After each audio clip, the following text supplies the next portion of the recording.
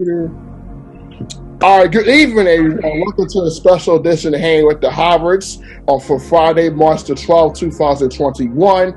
Hope everyone had a great week of March. This is a special edition. Our topic for the theme for this month is COVID-19 1 year later. So basically how the pandemic has affected couples who are married, and for the challenges, also successes. So when I introduce myself, I'm Levon Howard. I'm planning to marry Miss Fatima Smith. So Fatima, how you doing this evening? Hey babe, I'm doing good. How are you? I'm doing good. That's good. All week, but we made it here to Friday. So so now we're going to introduce our couples here tonight. Two of our couples here, they are married, they are happily blessed and highly favored. So we're going to introduce the couples first, and we'll introduce the Grants first. So can you give us the names and how long you've been married? Sure. I'm Katie Grant. And Antonio Grant. And we've been married this year, makes 14 years. All right. Woo! Yep, I'm positive. Yes. And the newlyweds over here. Rodney and Amber Bonnets. Hello. Married since November 14th, Almost 2020. 4 months. All right. All right. Yes. Marriage is marriage. Y'all both are happy. That's all that matters. Y'all go find the plan God has set for both of you is all good. So we're going to go into right away for whoever couple want to answer first. Make sure you keep your answers within 3 minutes. We're going to go from there. So the first question we have you up tonight is, all right, can y'all briefly describe your love story? Whoever want to go first, we'll chime in.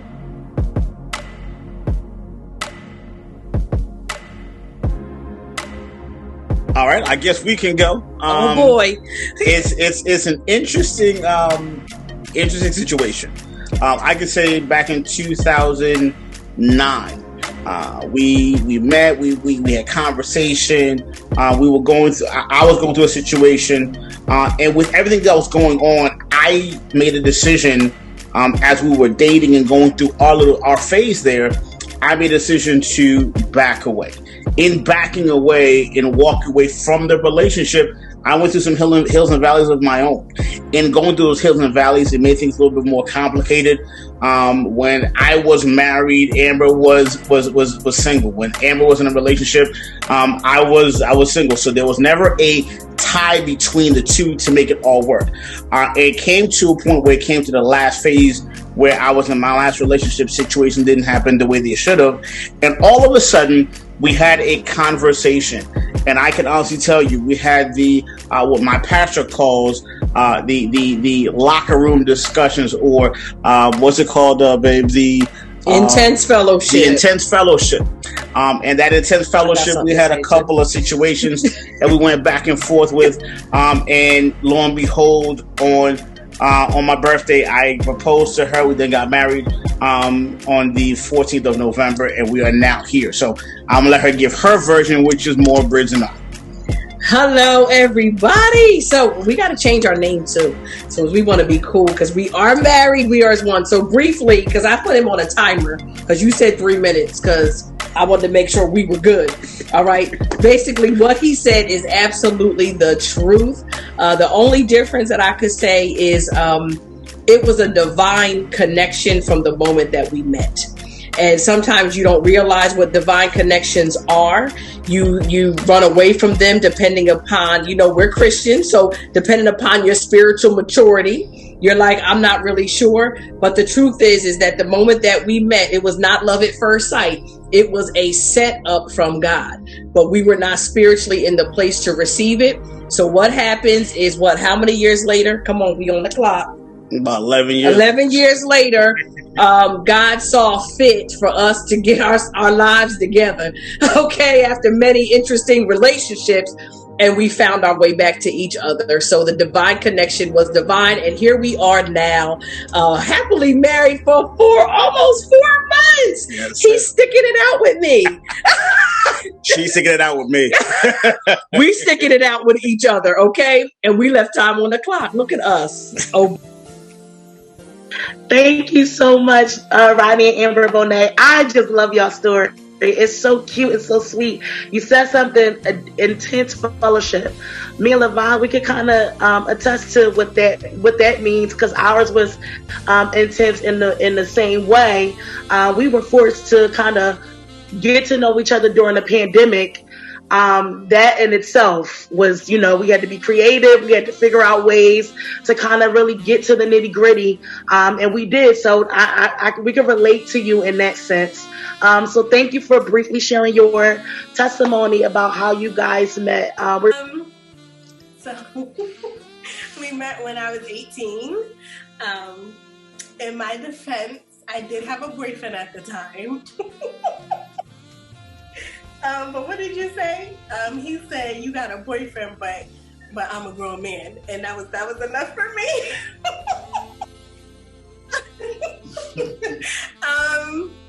I'm originally from Connecticut. He's from South Carolina. We met at Lincoln, Pennsylvania. Shout out to Lincoln University. Yep. I only stayed there for a semester. I didn't get not one credit, but I tell everybody I found my husband though. And it's been a really good ride. It's been a really good ride. We got married when I was 22. So we were pretty young. Well, I say I was young. He was what? 26. So I felt like I was young. We had my son a year later. And we just built a foundation here in Philly with our friends being our family, because with all my family in Connecticut and the islands, and then his family all the way in Charleston, we can only rely on our friends as family and support locally. And we just been making it too. That's the nice version. It's the nice version. I was the senior that you get warned about during transition week. I was that guy. And she was the freshman that they tell you about, in minding grown folks' business. And she kind of strayed into my radar one night looking for, things that she should have been looking for. And, and eventually, led to, me falling in love with her. She would not leave. I graduated in 04, so stuck around. I moved to Philly. She went back to Connecticut, and then she moved back to Philly to go continue her education. And to be closer to you. And she moved back for me. She said she went back for school, but she moved back for me. And so she wouldn't leave. No. And became my best friend. Oh, and it's been great ever since. Bestie. That's the story. Tell you that. That's your version. Okay.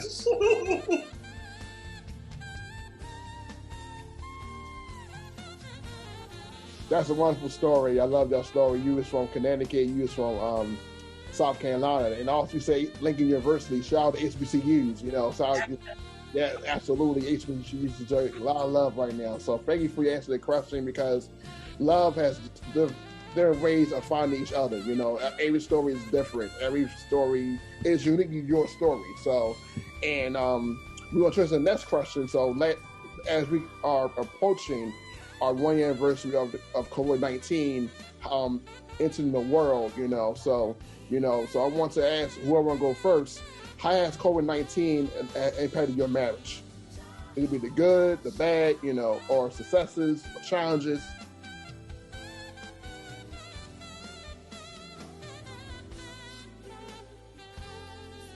Hello. Well, we can go. I would have to say how COVID-19 affected us was we got married during COVID. Okay. So we dated during COVID, before COVID, but we dated during COVID. We got engaged during COVID, and we got married during COVID.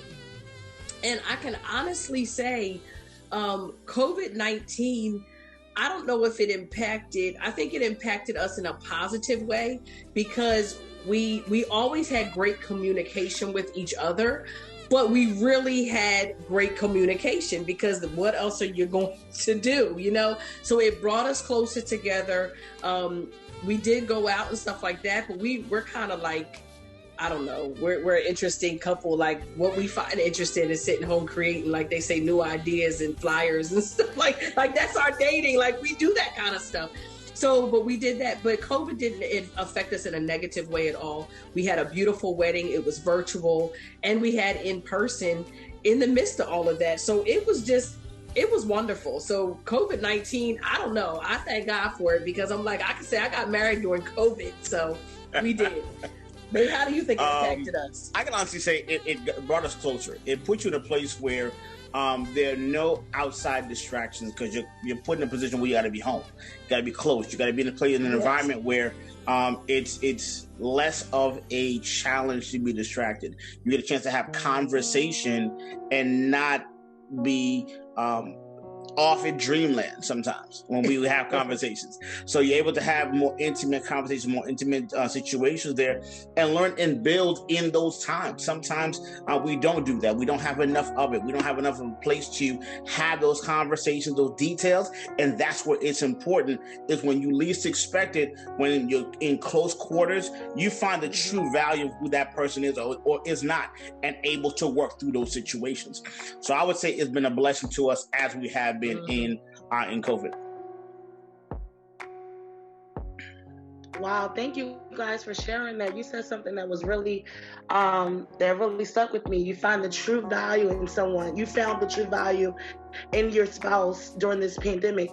I can agree with that. You know, just like you and Amber, we too had to find creative ways to kind of, you know, well, you guys was, you know, revisiting, you know, from the past, but, you know, not knowing LaVon and not really, you know, only kind of going off of a Facebook page, because we met through Facebook, for those watching, kind of just going through Facebook and kind of get them to know him through that aspect. But we really truly had to like ask those tough conversations. We had to have those conversations about our past. We had to dig deep and be vulnerable with somebody through a screen.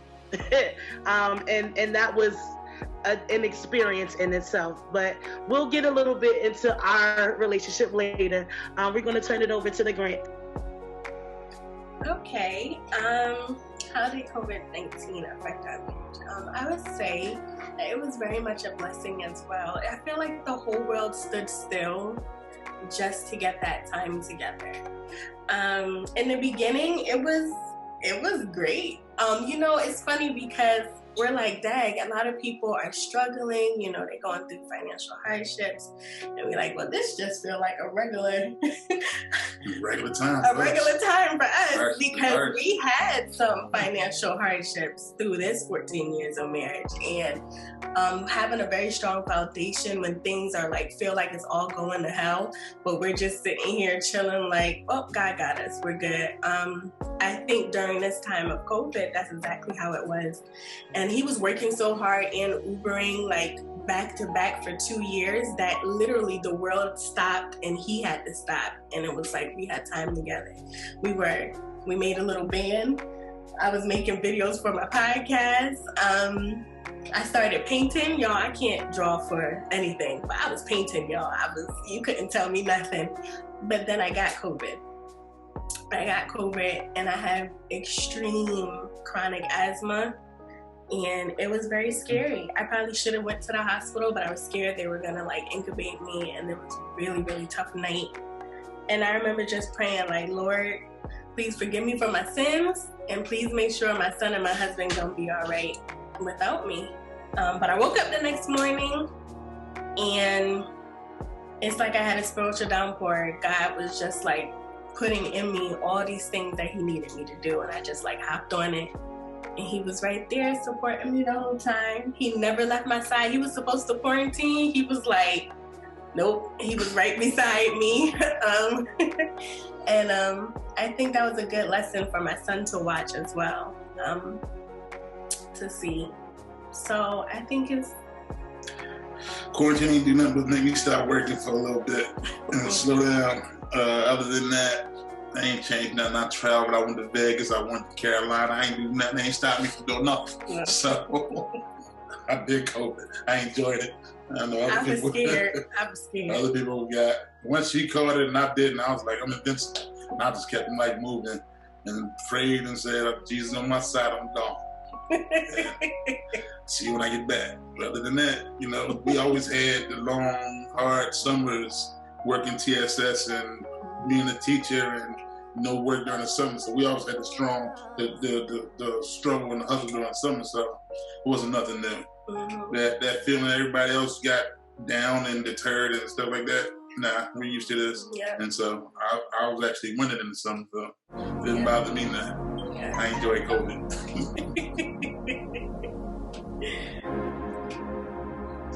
Yeah. That's it. Wow, what an incredible testimony. First of all, KD, thank you for sharing that. Also, we applaud you for making it through COVID. You know, that's a lot easier. A lot of people had died for COVID. Over 500,000 folks that died for COVID. You ones that survived it. So I commend you for that alone. So that means your God was with you. He didn't leave you forsake you at that time. And my man over here, he say he kept going. He kept like going. You know, so like, nope, not again. Yeah, because COVID can impact us in many ways. It tests us mentally and spiritually and your faith as well. So as for me, I had a lot of issues with mental health wise. So I had to do a lot of self-reflection, self-evaluation, and figure out Fatima was the one for me. So I had that healing to work on, healing and self-exploration and more, you know, in my mid 30s that I didn't have the time to do when I was working. So I was always working, doing categories, working with kids. But when COVID hit, it shut me down. God told me to focus on yourself, and God me sent Fatima. So in the midst of that, and I'm truly blessed, and I'm truly humble and grateful for her. You know, so because we had our good moments, our great moments, we had some challenging moments too. But the main important piece was God was at the core of our relationship from the get-go. So we kind of know what we wanted and what our intentions was, because we didn't want to waste each other's time. So especially during COVID. So we make sure that we were intentional from the get-go and had to go up those hills and peaks and valleys to make it to who we are right now. So again, COVID has impacted our relationship in a great, mighty way. And so, you know, I'm truly grateful and fortunate, you know, for God being at the center of this and knowing that He got us, you know. So He kept us, He never forsake us, He live by our side, and we are truly grateful and blessed, you know. So we're gonna, so like I said, we thank you for your time. So join us for the next episode of Hangin with the Howards. Ladies and gentlemen, thank you for watching our special edition of Hangin with the Howards, Couples Talk with the Bonnets and the Grants, talking about COVID-19 1 year later. Please tune in Friday, March 19th for part 2 of our conversation with the Bonnets and Grants on our YouTube channel beginning at 8 p.m. sharp. Hope to see you soon.